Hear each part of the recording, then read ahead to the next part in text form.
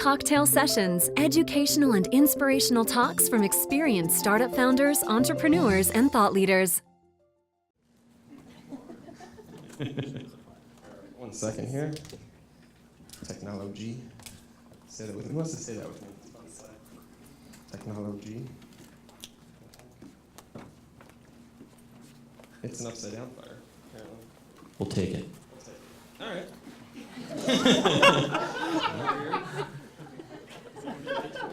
Don't know why it's doing that. Orientation lock. Whoa, way high. I see why you took the low chair.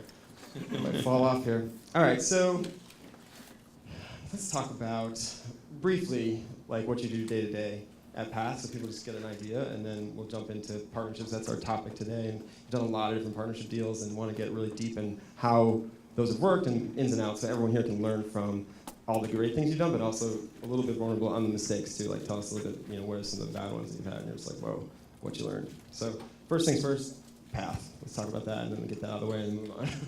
Sure, absolutely. So thank you for being here. This is wonderful. I know everyone comes here and sees this amazing thing that's happening in downtown Vegas, but I've been here for less than 24 hours, and my mind is blown so far. And we already spent way too much money at the boutique down the street, and food's incredible. I'm loving what everyone here is building, so incredible work here, guys. Thank you. Thanks for coming. Really appreciate it. My name's Matt, and I'm the vice president of business at Path, which is a very ominous title, which can mean a lot of things and nothing all at the same time. I take it as let's get down to business. But it could mean other things too. But kind of my role's evolved in a lot of different ways. So I've been at Path since about 3 months before we launched. So we launched in the end of 2010. Yep. And Dave actually used to be my boss at Apple back in college. So when I was like 18, 19 years old, I had this position in college. Wow. Where I was working for Apple, and Dave was actually my boss. So we stayed in touch. He went to Facebook. Yep. I started Zimride and then went to Dig. Yep. But so I was the first business person at Path.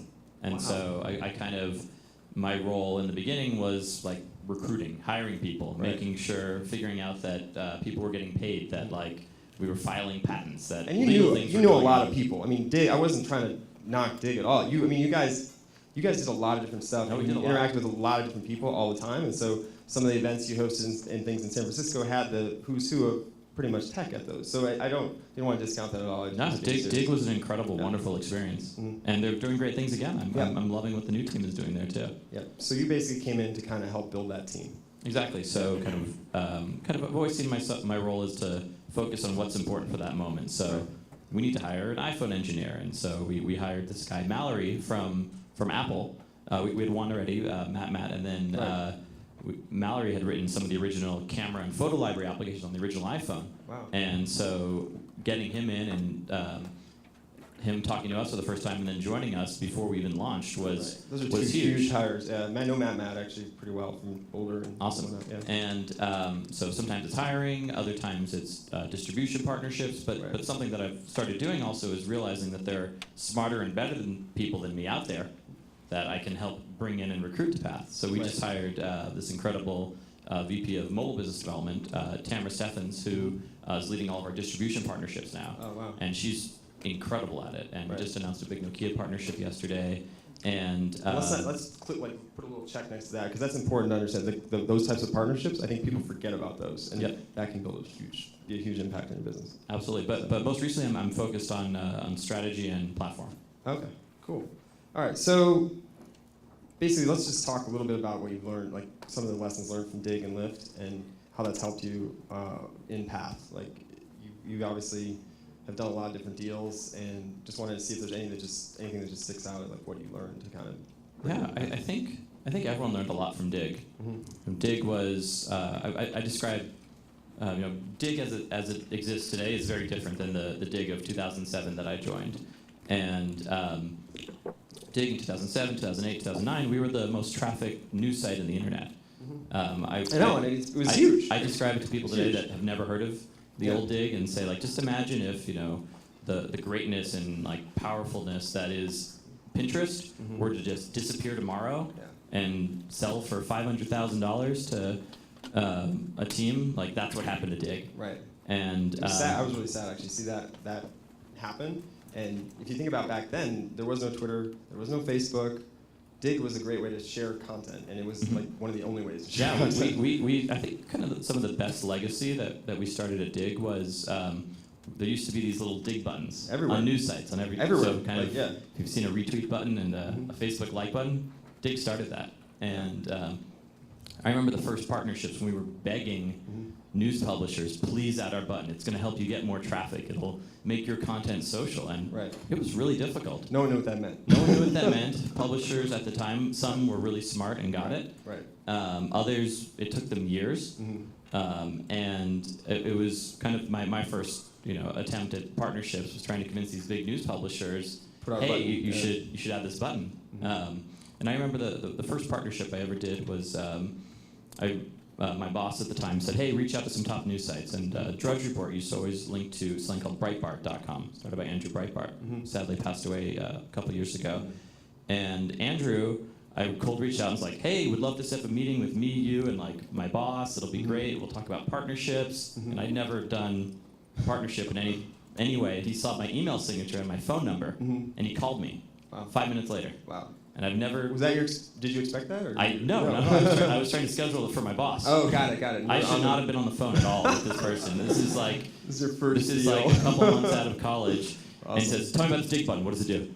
I'm like, it's for the internet, and it'll get you traffic, and just add it. It'll be great. And it was a terrible pitch. He said, all right, let's try it. Let's see if it works.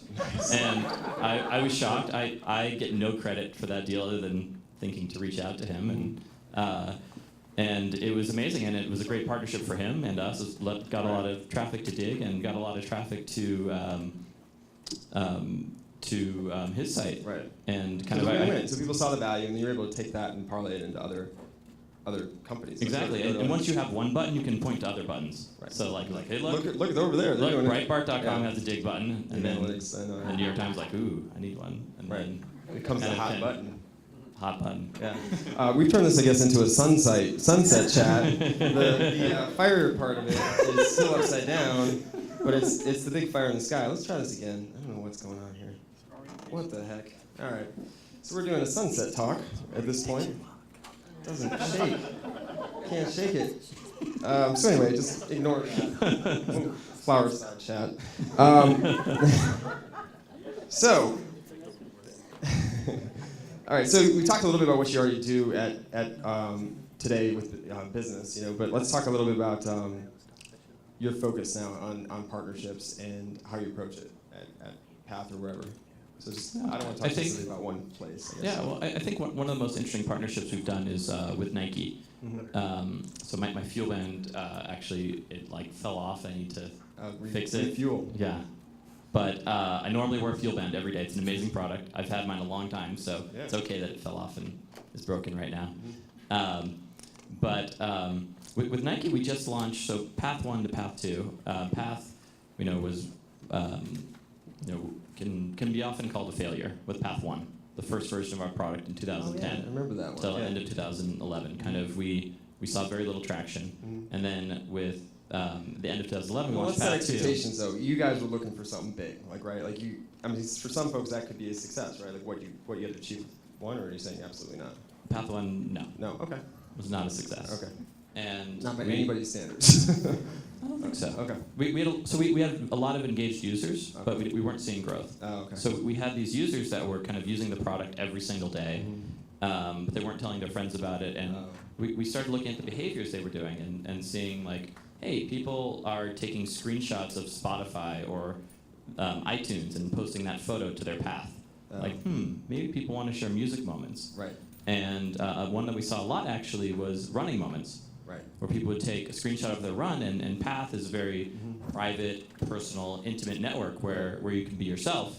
And so runs and kind of your location and safety, that's not the type of content you want on Twitter. Well, not when you were doing it, even. I mean, 2010, 2011, that still was a little... Totally. Yeah. And so with Path 2, we kind of reimagined what a path should be and what type of content, and we allowed the ability to post location, the music you're listening to, thoughts, what you're thinking about when you go to bed and go to sleep. And soon after that, we had our first meeting with Nike. Right. And we went in there and said, wouldn't it be crazy if you could post your runs to your path and your friends could cheer you on? I love that feature. And so we launched this feature, and how it works is if you take out your Nike running app and you've synced it to your path, and you click start a run, it'll post to your path, just started a run, cheer me on. And if someone smiles at that moment, so it's kind of like paths like is our different ways to smile, then it'll actually cheer in your headphones and say, woo! First time it happened to me, I didn't know what was happening. I was listening to music, I'm running, I'm like, cheer! I'm like, what the hell? Like, seriously? Why are people cheering you? Yeah, it was crazy. And then it took a little while, 2 weeks later, I figured it out. But it's that's just me. But I think it's an amazing thing. I mean, now every time I run, I want to share that because obviously I've got a whole audience of people that are here to help support that run. Absolutely, and kind of, so we did that integration, and we focused on what we were good at. Like, Path was very, very small. Right. When we started talking to them, but we had less than 1 million users. We just launched Path 2. Right. And they liked us because of what we were good at. We were good at design, simplicity, and yes, they were talking with bigger players in the space, and Facebook and Twitter on different integrations that they've done with them over time. Right. But they liked that we focused on our core values, simplicity, quality, and knew that we could probably come up with something exciting and interesting together, even though Nike is a much bigger brand, obviously, than Path today, and especially a less than 1 million user Path. And we have over 12 million users today in 2013. So how did that come about? Like, did you guys have people there you knew, or did you just approach it? Was it a phone call and they called you, or an email and they called you 2 seconds later? So Dave and Michael Ornstein from Nike were good friends. He goes by MLO, and they were friends, and they were kind of communicating, saying like, "Hey, we should figure out how to do something." And the timing was really good. Dave, Dustin, and I went up to Portland, and they showed us the Fuel Band for the first time. Oh wow, that's cool. And this is before we did the running integration, and they said, let's come up with something cool to do for this. Nice. And so we actually did 2 integrations at the same time, the running integration and also a Fuel Band integration, that at the end of your day will post your activity to your path and everything that's that happened on a kind of beautiful curve. Nice, awesome. So that's a great example of how you pulled something together in one of the partnerships that you worked on. Let's just talk broadly, like what did, let's say you've got a company XYZ, you're trying to start a partnership, goals can be different, but what should some of the goals be so everyone's on the same page? I think that relationships are paramount, and figuring out, and to obviously, if you know people, that's always the best, or if you can kind of figure out how to get introduced, but some of my best deals and relationships and partnerships have been kind of the cold outreach and reaching out to people for the first time and figuring out how to add value.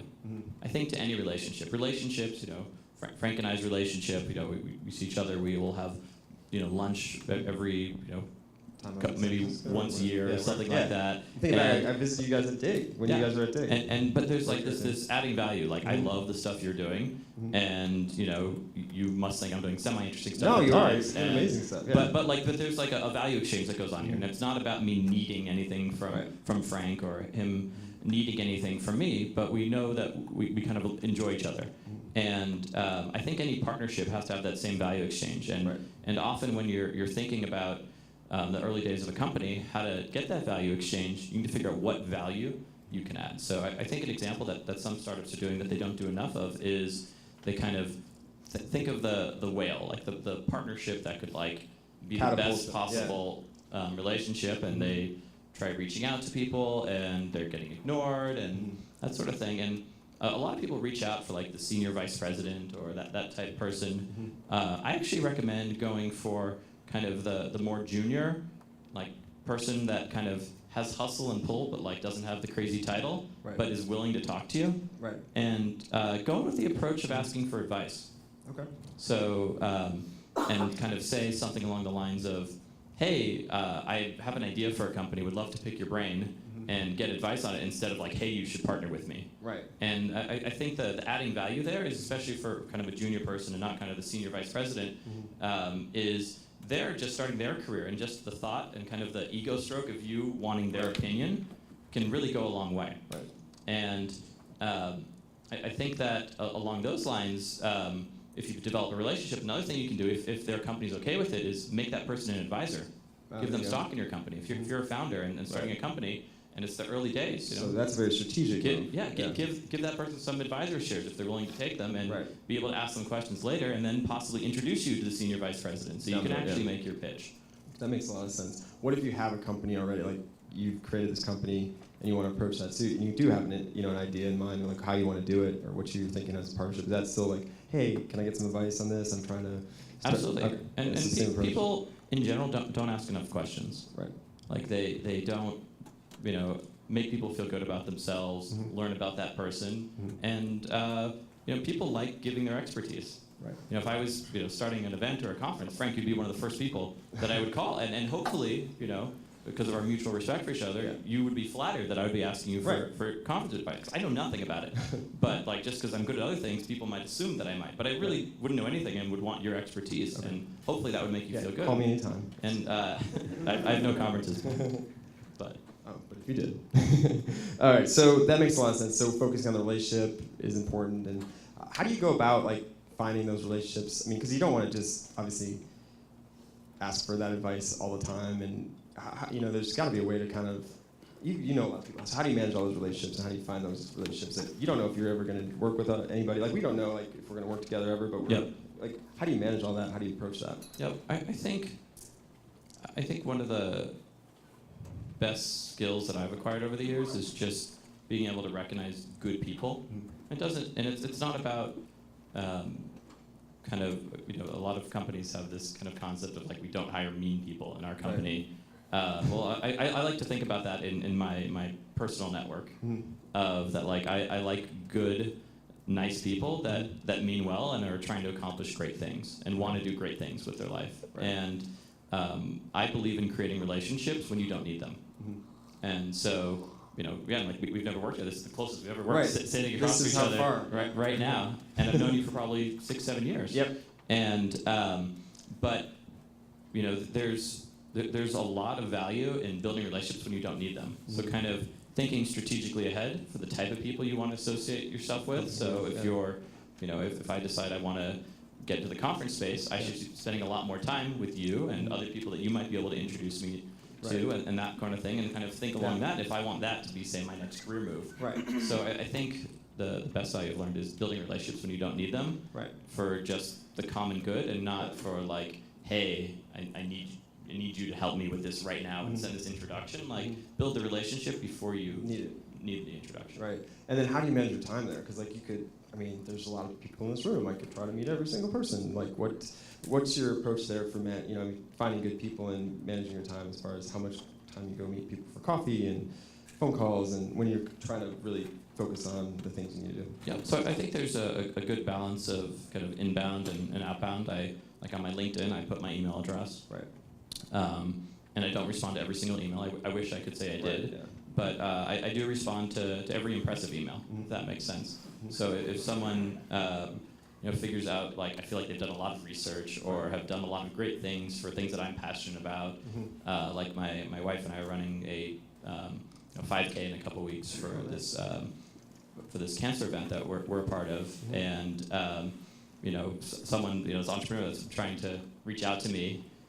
He donated. I think it's $20. Nothing exciting. But then he sent me an email hey, would love to connect with you. I just donated. I saw on Facebook that you posted this, and I took his meeting, right? And again, $20. It's not a big deal, but it's just kind of the gesture and kind of the thought of going above and beyond and kind of putting in effort that matters. Right. So he didn't have to give you $20, and didn't. But that kind of caught your attention, and the email actually helped connect you.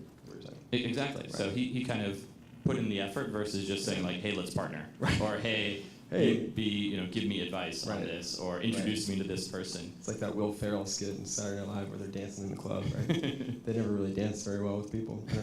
But I think it's a balance about kind of figuring out who you want to associate with and reach out to, and what relationships are important to you, and then also figuring out the right filters on your end. Okay. Speaking of Will Ferrell, he's a celebrity, as we know. You guys, tell me about some of the partnerships you've had with celebrities you have me, and how that is, and how you approach that. Yeah, so we don't necessarily have any partnerships per se with celebrities or artists, but something really fascinating that's happening in Path. In Path, we limit your relationships to 150. Right. And a lot of celebrities have never ever had a social network before. Right. Because Facebook's for marketing, Right. Twitter's for marketing, Right. and the only social network that a lot of people have ever had was BBM. Mhm. And a lot of people are getting rid of their BlackBerries Right. finally in that world. And Path, for a lot of people in Hollywood and New York, is the first social network that people have ever had. Wow. And so, people like Ashton Not Kutcher. even MySpace? People like Ashton Kutcher, who's also an investor in Path, but his Path network is his real friends. That's who we hang. Yeah. Those are the 150 most important. And I don't know how full he is. He's not in my Path. Right. Me neither. But it's kind of a place where people. That's on the really, someday list. Someday list, right? Create a list for that. And I think one of the interesting things about Path in general is we really believe in the real you, Mm-hmm. the real Frank, Mhm. and Not the someday. kind of no, but not the on Twitter. Mhm. You have a persona that's bigger than the personal life of Frank. Right. You have everything you do here with Tech Cocktail, Right. and we're not Path friends, but we're Twitter friends. We can fix that. We'll see. I have 150 though. I have to knock somebody off. You would. Yeah. So, but on Twitter, you're often, posting about this incredible event and things that are going on, and Right. there's a lot of self-promotion, and Twitter's an incredible network for that. Right. But in Path, I don't know if you post that much on it, but I do. usually, you kind of the type of content I see in my feed is people being themselves, posting kind of intimate I was just thoughts, gonna say that. not That's- sending out links, Right. being focused on the real you and kind of your being a place for your personal life. Yeah. Darkest secrets. In a good way. Okay, so bringing it back. So celebrities-wise, so working with like Ashton and some of these other folks, do you manage those types of relationships, or is that just they are users and that's how it is? Or Yeah, I mean, Okay. there's nothing official that we've Yeah. announced yet. Right. We had Britney Spears came by the office a couple, probably about a year ago. Right. I think somehow TMZ reported on that. I don't know why that was news. because they But, follow her um, around. but her and her team are very savvy, Yeah. and so they have a Path account, and they'll Britney will sometimes tweet her Path moments. So on Path, Oh, even cool. though your Path moments are select tier 150, Mhm. she'll also post a Sure. music moment or a thought moment or a video Yeah. to Twitter that's on Path. That's cool. Yeah. So I'm interested about that, but we can talk a little bit more about that later. About the more openness of what you guys have done, but I want to focus more on partnerships. So working with celebrities is one topic. Another one is like, let's say you have a bad marriage or a bad partnership. I mean, and it's like a bad marriage, I guess you could say. And if it's not working, how do you know? Like, how do you approach that? Have you had any experiences with like things that just did not go well? Like, That's a good question. yeah, we got to figure out a way to get this on the right path. Yeah, I mean, I think Literally. on the right path. Yeah. Not with Path, luckily, so No. far. I'll knock on this fake Yeah. waterfall. Now we're in It's upside waterfalls down. mode. Yeah, no idea why. But Technology. at Dig, often we would have, so kind of the promise of Dig Right. back in the day was, to a publisher, was add a Dig button, Mhm. give Dig a lot of real estate with like giant widgets that say the most dug Yeah. stories on your site. I drive traffic. And then, as a result, by giving up that real estate, which could be ad space Right. for them, Yeah. they would get net new traffic from Right. hitting on the Dig homepage, where we could send hundreds of thousands to millions of clicks to Right. a single article. Right. And the promise wasn't always true. It was for a lot of people. Right. We had a lot of case studies, but we would sometimes. So that now you've got some publishers that want to have some words with you. Exactly. So we'd have a publisher. I Yeah. gave up all this revenue. I gave up Yeah. my ad space, Right. and what are you going to do about it? And Yeah, it's tough. and it's tough because Yeah. you spend a lot of time building a relationship and figuring out how to get it done. You have this great integration, and so I think one of the ways you deal with that, and one of the ways we dealt with it was we had kind of different ways we could feature partners and promote them in different ways. So you give back to make it right. Try to. Yeah. Try Try to make It didn't right. always Yeah. work. Okay. But so I could say, hey, I'm so sorry. Yeah. We've kind of got our own module where we can talk about our integration, and Right. we'll give you 10 million impressions there, or 100 million impressions in this spot, and then it's not going to guarantee you a crazy amount of Right. traffic, but it kind of gives more love to the partnership. And it still didn't always work, and sometimes it just doesn't work out, and Right. you have to sometimes Cut. break up and cut the cord, and Mhm. some people lost their Dig integrations, and Mhm. which was a bummer for us. And But that's bound to happen. With, yeah, I how think many that- sites was it on? Can you even share? Is that? I have no millions, idea. millions, yeah. I have no idea. We had billions and billions of weekly impressions of dig buttons, Wow. maybe daily. It was crazy. I want to talk about that a little bit. Like, not that, but how you got into dig. Can we talk about that? Yeah, Okay. absolutely. So, like, dig, you were one of the first folks there, too, right? Is that? Yep. Okay. And we've had Kevin Rose out here. He's done a fireside chat like this. And so, can you tell a little bit about how you met Kevin and how that all happened? Sure. So I kind of met Kevin as a fanboy, is the best way to describe it. In college, people would jokingly call me dig.com. Like that was a nickname of mine. I don't know why.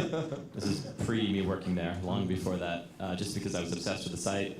I love posting there. I love going there every day. And after I graduated college and was working on Zimride, which is now Lyft, Yep. but we kind of, now we've got a candle. Upside down. It's so weird. It's romantic. Yes. Talk softer. But at dig. But what I decided was like, okay, I want to work for the company that I think is going to be the next big thing. Right. And Dig was doing very well. There were only 10 people. I looked at their jobs page, and they were only hiring engineers. Right. And I hadn't been an engineer in a very, very long time, since like I was 10 years old. Right. And So you didn't think that would cut it? I would not cut it with my scripting skills from then. But so I decided, okay, I'm going to figure out how to literally stalk them down, Jay and Kevin, until they give me a job. And I knew that they were speaking at Macworld, and so I wasn't even in San Francisco. I was in Davis, bumming at my now wife, Lauren's apartment, and I took a train to the city and walked up to Jay and said, hi, I'm Matt Van Horn, I'm a young entrepreneur, would love to pick your brain. So I didn't kind of say, give me a job yet. Give me a job, I'd like the job, give me a job. He was Did you like, do that? great, let's chat, would love to talk. And then I was like, hey, I'm going to be in San Francisco tomorrow, do you want to meet up? I wasn't going to be in San Francisco, I was just saying that. Yeah, right. I could be, I could figure out how to get there. Right. And so Jay was like, oh, I'm in New York, sorry, like, Well, I go could be in away. New York tomorrow, too. Is that what you said? No. I didn't say that, I should have. Then it got weird. Turned out he lived in New York, and I didn't know that. Yeah. But anyway, I was about to give up, and then I sent this kind of last-ditch email to this VP of Biz Dev and Marketing, Mike Mazer, and just attached all these newspaper articles of things I'd done at Apple, things I'd done with Zimride, and it was like, it's my passion to work for you on your team. Hire me. It would be the biggest mistake you've ever made if you didn't. Wow. And he was like, who are you? I'm like, what's your problem? Stop emailing. And he forwarded it to Jay, and Jay's like, yeah, that kid's not leaving me alone either. And so they said, and so all right, fine, we're not going to hire you. We have no interest in that, but why don't you come in and we'll meet you? There you go. So I was like, yes. And so I prepared this whole document of everything I was going to do for them. I gave myself this glorious title of director of operations or something. It was in the piece of paper I handed to them. That's awesome. Did you have a briefcase? This is sounding like I didn't have a briefcase, okay, but cool. I did. I don't know if I wore a tie, but I definitely tucked in my shirt, which was odd. Yeah. And anyway, I went in and they were like, whoa, what's wrong with you? Why'd you do all this stuff? You really want to work here, don't you? And they gave me an offer. My starting title was marketing assistant, and I was paid a little bit above minimum wage, and I was the happiest person on the planet. I was like, I'm not an intern? Oh my God. And kind of went in there and kind of I just kind of did things like reaching out to publishers and accidentally convincing them to add dig buttons, and just kind of. the first thing you did? It was actually one of the first things I did. So that was the first biz dev they ever did. Wow. It's your first day. But I kind of focused on two things there. One, just saying yes to everything and being crazy. I was always the first one, jump in. First one there in the morning, last one to leave. For my entire time at Dig, I was just crazy. Luckily, I was able to do that because my wife and I were in a long distance relationship because she was in law school, and so I didn't feel bad. We had great weekends. I can actually relate to the people who spoke before us. I focused on that. And the second thing that I focused on was meeting as many people as possible. Yeah. And going that's to, how we met. I mean, you were out talking to people all the time. Exactly. I would be out in New York. I would be at South by Southwest, and I would just try and meet as many people that I thought were good people as possible. Right. And that kind of, those two things led to my path to path. Wow. I like that story. Don't give up. Yeah, perseverance matters. Yeah, awesome. Do you want to talk about, so that's one relationship that you courted Dig. Do you want to talk about another relationship a little bit? So this is kind of a fun one. I'm scared. No, it's fun. Lauren's right there, so she knows where we're going with this, I think. All right, so you guys have been dating for a while, then you had kind of an interesting relationship, partnership proposal. Can you share that with our audience? I think it's really Sure, cool. absolutely. So that's Lauren. You can wave to everyone. Put you on the spot awkwardly. Hello. Beautiful Over life, there. Lauren. I love you. She runs out. Works at Facebook, funny enough. I've heard of it. But anyway, so I started out with me tricking her, and This is a common theme here. pretending to be out of town. Okay. I actually found a YouTube video of airport noises and called her from the Dig office and was like, "Hey, just got to the airport. I had to fly to this last-minute conference. So sorry." And, had fake airport noises behind me, and Kind of like our fire. firefight. Yeah, it's like our fire. And stayed with friends that night, and then kind of schemed the whole next day for how the proposal was going to go down. Nice. And I had a friend lure her to this hill, this spot called Bernal Heights Hill in San Francisco, one of our spots, beautiful view overlooking the city. To lure her there, just to, her friend was going to look at a dog up there that she was thinking of adopting. And so I was hiding out behind a rock, and my friend turned on quick live stream, and this was live stream technology barely worked in 2000, early 2010 when I did this, or mid 2010, and I sent out a link to my family and her family saying hey, come watch me live propose. Oh wow. And then what I did was I knew she got 4-square push notifications. So I did a 4-square post that would go to Twitter, which would go to Facebook, that said, "About to propose to the woman of my dreams at Lolo Fishy Food, turn around." And she turned around. with a link to the live stream. Oh wow. And so I didn't have very many followers, maybe 1,000, something like that on Twitter. But then Kevin Rose retweeted me immediately to his millions of followers. Right. And so there were tens of thousands of people watching this live proposal go down. And I jump out from outside the rock, and Lauren has this look of anger, "You're not supposed to be here." She didn't say this, but then her face spoke this. "You're not supposed to be here. You lied to me. What did you do wrong?" And then suddenly I got on a knee, and she said yes, which was very nice of her. Considering so many people Because were it was watching. everywhere. She made me sit there for 10 seconds. It's a really long time on a knee with no response, just mouth over face. Luckily, she said yes, and then she said, "Where's the dog?" There was no dog. It was for her friend anyway. But yeah, that was pretty cool. And then we had a few articles came out about it. We were on a Canadian radio show the next week. You blogged about it. Did you fake this whole thing with this plan? It was pretty funny. I love your quirky style. I love it. It's great. Okay, and we're gonna do some. How are we doing on time? We doing? Yeah, I was gonna ask some questions for the audience, and then if they run out of questions, I've got lots more. Who right here in the front? We'll go first. Sorry to leave you up there. 1 second. Thanks. I got one question. It seems like it's social, dealing with the social networking aspects. We're running into a lot of privacy issues. You guys had one earlier this year. When did you guys discover that was an issue or a problem?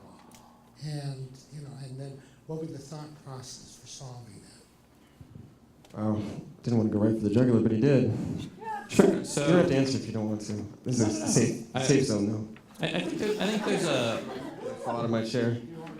No. I think there's a lot of different definitions of privacy in the world, and at Path, we're focused on control and privacy and kind of the understanding of where your content goes, and to that we've never had anything happen, and kind of if you post something to Path, it's safe within your path. And kind of that's how we think of privacy as a whole. And we believe in allowing our users to control their information and data, if that makes sense.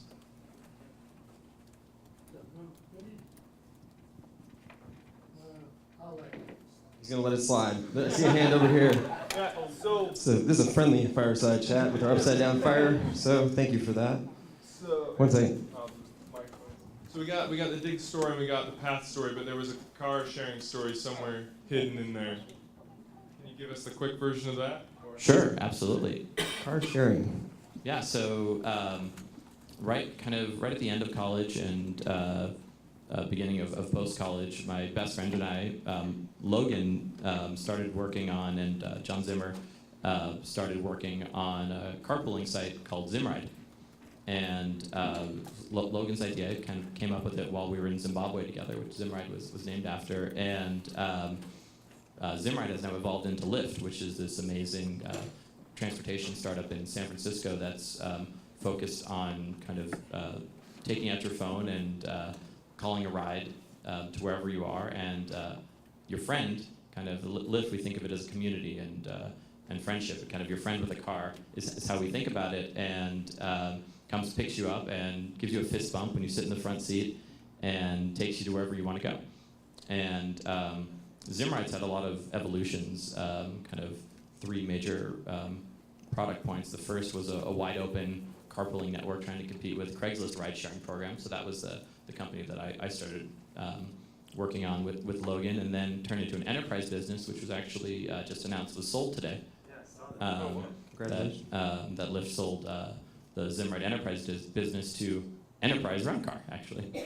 Yeah, that's huge. Yeah, so I ended up leaving Zimride when I joined Dig in the early days, kind of at the end of 2007, but have stayed as a close advisor to the company. So I was going to ask you, what was that relationship like? You just kind of were an advisor and you come in when you needed to, because you couldn't probably possibly do two things at once. Definitely not, at all. I've been full-time committed to Dig and Path since then. But a lot of people try, right?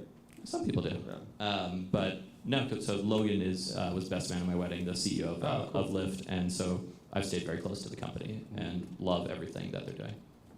And they're just in San Francisco now? No, we're expanding a lot. So San Francisco, Chicago, San Diego, we're out Seattle. Seattle's our second city, and hiring a lot and expanding a lot.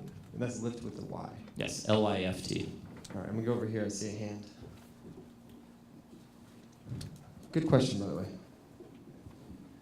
Hey, Matt. I was a huge Path proponent. I was one of the first people that were on that. Why did you say was? I guess Because that's the second part of your question. I kind of wanted to hit the reset button because I maxed out on Facebook. My Twitter feed's basically unreadable. And what's the reason to have users that were on Path? And it kind of goes back to that previous question with privacy. What would you say to get those, those end users back? So what was it, how do you get those end users? Yeah. Like somebody that left Path for for some reason or another, how would you try and target them again? Because I've had that issue in my business as well, where maybe something came up. Like, what would you say to somebody to, like, is Path better? We're more focused on privacy. Like, what would your pitch kind of be? Totally. And I think kind of within my own friend network, so I'm a big Facebook user and fan of everything that Facebook does. I'm a pretty big Twitter user as well. And I kind of like what you said about the reset and how kind of Path can give people a second chance. One thing that Dave says a lot that I really like is, I feel like this is very true for friend networks, is once you have bread and turn it to toast, you can't turn it back to bread. And my Facebook network is one of my most powerful networks in the world. It's every person I've ever met, but it's not my personal life. It's not just my college friends or just my wife and I. And with Path, we like to create a home, an experience of the people that you care about and want to communicate with on a regular basis. And a lot of that communication, people have asked, who are your biggest competitors? And we've always said email and SMS because that's where the more personal, intimate conversations are happening right now. And with Path, we're trying to bring families closer together, close friends closer together. And my pitch to my friends is I'll say, if they're hesitant to try Path, I'll say, just think of 2 people in the world that you wish you heard from more, that you don't hear from, that aren't power Twitter users and aren't power Facebook users. Just fill out Path and sign them up and see what happens. Because a lot of people are getting smartphones now, and it's not so crazy anymore to have an iPhone or a great Android device. And try that out and see what happens. And Christmas every year is actually one of our biggest days because families are together. And people will just sign up their family that doesn't use any applications at all on their iPhone or their Android phone, and just start getting these push notifications from their family on Path, and then they start to learn the interactions. So that's how I think about it. Okay, so I'm going to take a question myself. I mean, I have to ask you one? No, but that could be fun. So actually, it was back to the partnerships thing and contacts and things like that. I don't know if we covered this, but I realized it a minute ago. How do you take like a cold contact, something that's been rough that you definitely want to talk with? How do you turn that into a warmer introduction or talk or conversation with somebody? Yeah, so I think... Like, let's say we never would talk. I was like, I don't want to talk to you right now. Sure, so I can think of a good example. So there's this incredible author named Keith Ferrazzi. I don't know if anyone's heard of him. Keith. He wrote this book called Never Eat Alone that I read in college, which is an incredible book. You all should buy it. And it kind of transformed the way I think about relationships. And I saw that he was going to be at the same conference I was going to be at, and in 2009. And so I said to myself, like, okay, how do I, network with the most network guy in the world? Like, what value do I have to add? I'm just like some guy at Dig, like. And so I thought long and hard about it, like, how do I figure this out? And so I was like, okay.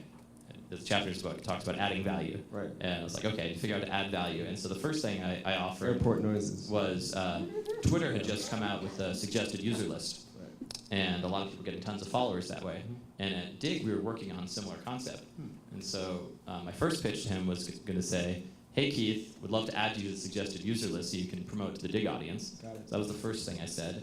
And then the second was, by the way, I know a few of the other speakers at this conference that you might not know already. Here's a list of 4 of them. Let me know if you want an introduction in advance. So you helped him. You added value to his life, and then, in a sense, had a... Exactly. So I said that, and then I said at the bottom, like, would love to meet up and pick your brain. And he responded and said, wow, like, I've never received an email intro like this.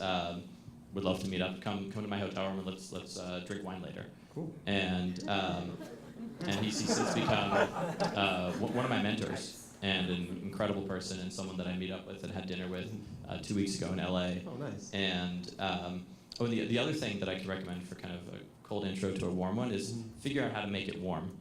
And so I asked one of Dig's board members for his email address so I could kind of have a warm introduction, say like, hey, I got introduced through this person, and kind of, if you can do that. You can't always do that, but if you can, obviously that's a better method, and then kind of adding value on top of that. And not scaring them. And not scaring them.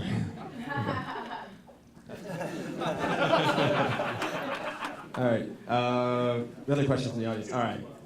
Come back behind you here.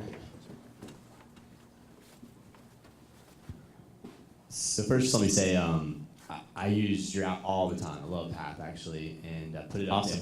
I put it up there with I say LinkedIn and Yelp and you guys. So Are we on the home screen?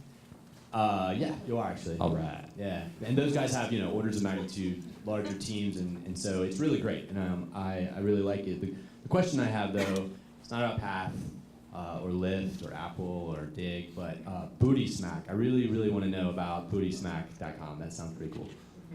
Sure. So I don't know about this. What are we? Is this going? Can we talk about this? it's on my LinkedIn. Okay. That's easy. Adding a warm introduction already. Sure. So actually, only one other person in Silicon Valley's ever asked me about that. It was my friend Vishwas when he was applying for a job at Dig, and he was interviewing with me. So BootySmack was not inappropriate as it may sound. It was a funny domain name that my friends and I registered in high school, and it was available. We were really happy because we'd only been finding .NET names that were interesting at that point.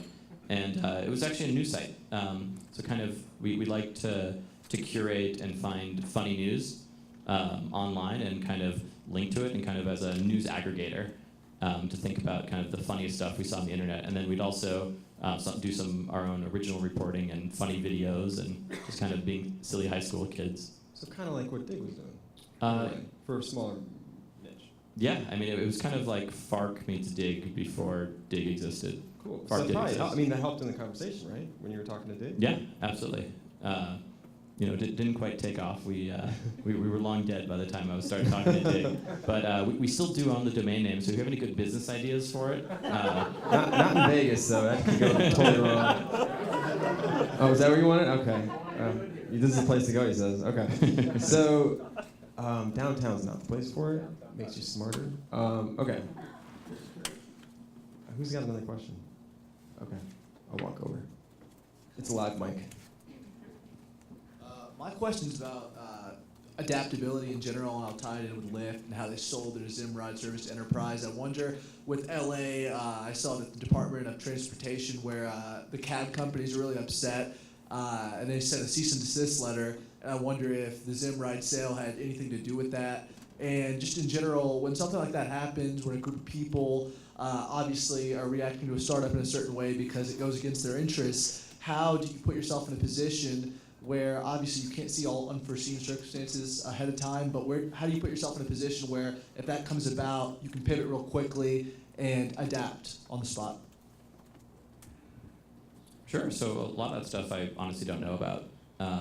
But what I can say is often when there's disruption, there's people that you're disrupting, and that's one of the exciting things about technology and what we're able to build with software and hardware and entrepreneurship around companies. And I think adapting is something that's really important for any industry.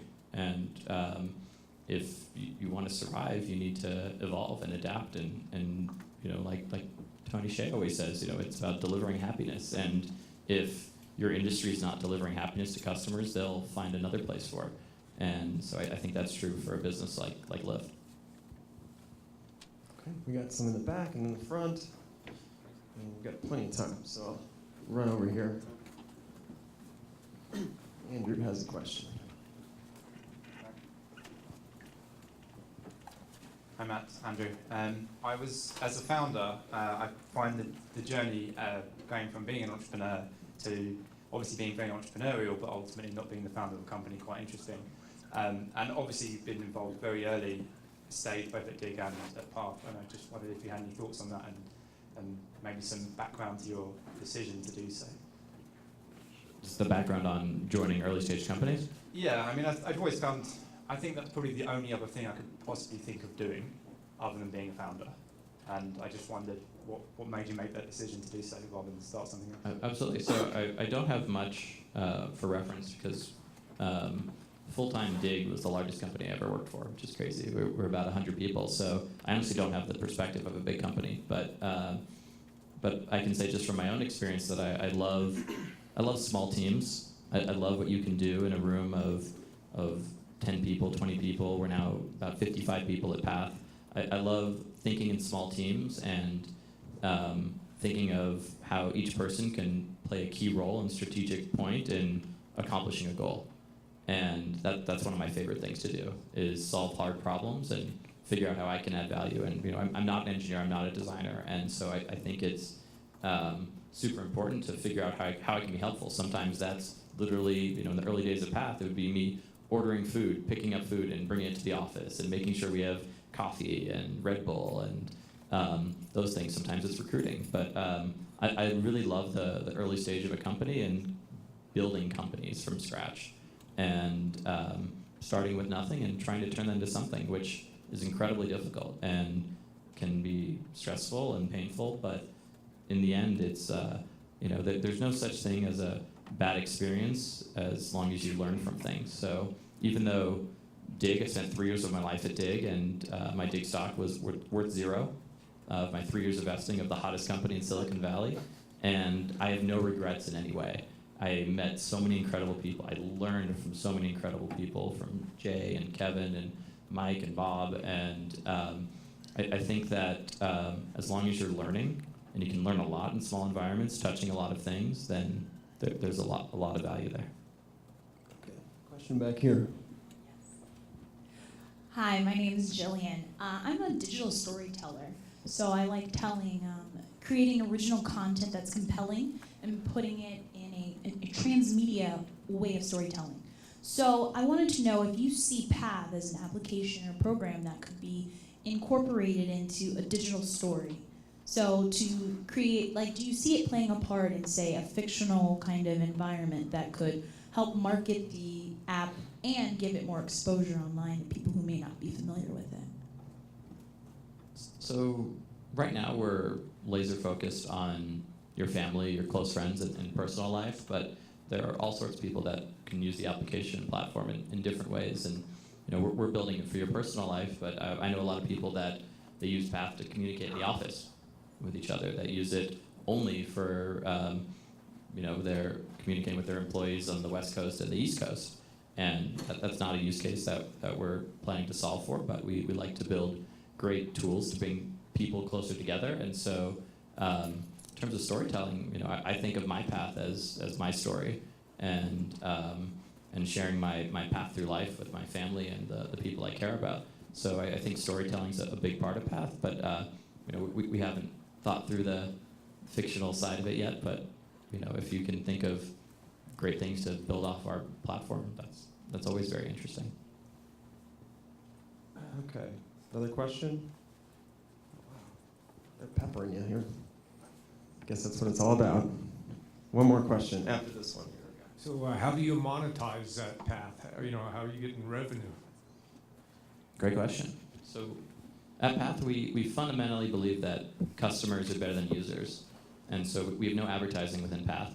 But we do charge for premium services and features. So, for example, we sell sticker packs for $1.99. So we have, for example, a Peanuts sticker pack that we sell that you can use to comment on stories. There's a big happy hugging Snoopy that you can use to comment on things. There's one of my favorite Peanuts one is I forget the name of the character, but she's slamming her head on the desk, and so it's just that dough moment, and that's one of our most popular stickers. And so we charge $1.99 for each pack, and we're releasing a new pack a week right now. And then we also charge for premium lens filters, so kind of lenses for your camera. I believe we charge 99 cents for those. So in-app purchases, yep. Not physical stickers. Exactly, yeah, sorry. So in-app purchases, thinking of virtual goods in the context. And we really believe in aligning our business incentives with our users and not with advertisers. So if you can think about other businesses out there that have to serve so many people, they have to serve advertisers, they have to serve marketers, they have to serve their users. We would love to, and are building our whole business around just serving our users and aligning our interests to making our users happy. And the concept around that has been proven in things like Evernote and Spotify, where there's great free services, but also premium content and features there. And then also with Line and KakaoTalk in Asia, where they're monetizing through virtual goods. Wow. As And well. that's totally different than Dig. I mean, you think about Dig, there was the community, which was a beast in itself. Yep. And then publishers, millions of relationships there. So is that refreshing, in a way? It is. It absolutely is. And it's really nice to be able to focus on what makes users happy instead of what makes advertisers happy. Right.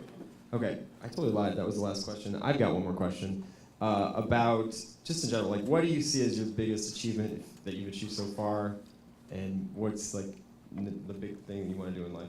It's a big question, but sure. Done a lot already. Biggest achievement was meeting my wife. I could say. Aww. I know it's cheesy. I'm sorry. Especially after the last conversation, I have to definitely counter with that. So that's absolutely my biggest achievement was meeting her. Yes, marrying was the best day, but meeting you was the biggest achievement. What's to come? Lots of great stuff coming at Path. And what's come for you? What are you looking forward to? Down the line, there'll be little ones beyond just the dog. And just kind of enjoying life with Lauren and interesting things in San Francisco. Well, thank you so much for coming out to Vegas, spending some time with us. We are going to go parade with the llama. Have you ever done that before? I have not. Okay. This is a first-time experience. It's fun. You can hug a llama if you want. I do. I advise you to do that. Like for a second or for like a elongated period of time? Yeah. Yeah. It's a friendly llama, so you get. Does someone own this llama? Do you Yeah. borrow it from Yeah. somewhere? Where? Well, Like, I does it don't live at the Ogden? It's kind of a thing here. There's a whole llama committee to try to get him here. But thank you again. Let's hear it from Matt Van Horn. Thank you so much for your time sharing this time. All right, so you are free to go. But you're not free to go. Stay here. We're going to talk a little bit longer about what's happening next. So if you we have about, you can go. You're good. Okay. It's my stage. No, I'm kidding.